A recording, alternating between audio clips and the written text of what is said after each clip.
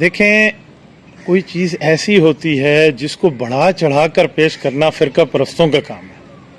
ہمارے اکابر علماء دیوبند نے بریلویت پر شرک کا فتویٰ دیا ہو، ایسا فتویٰ میری نظر میں تو کہیں نہیں ہے کہ ہمارے علماء نے ان کو کافر کہہ دیا ہو، مشرک کہہ دیا ہو۔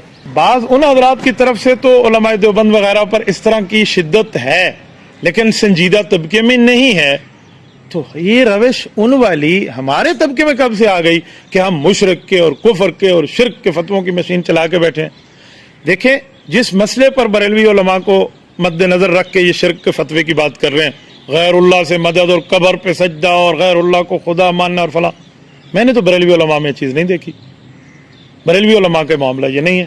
قبر پہ سجدہ، اس کے لیے تو گولڑا شریف سے لے کر مولانا احمد رضا خان صاحب تک باقاعدہ منع موجود ہے۔ ان کے علماء باقاعدہ اس کو منع کرتے ہیں کہ آپ ایسا نہ کریں۔ میں نے تو نہیں دیکھا کہ یہ لوگ شرک کرتے ہوں، شرک میں مبتلا ہوں۔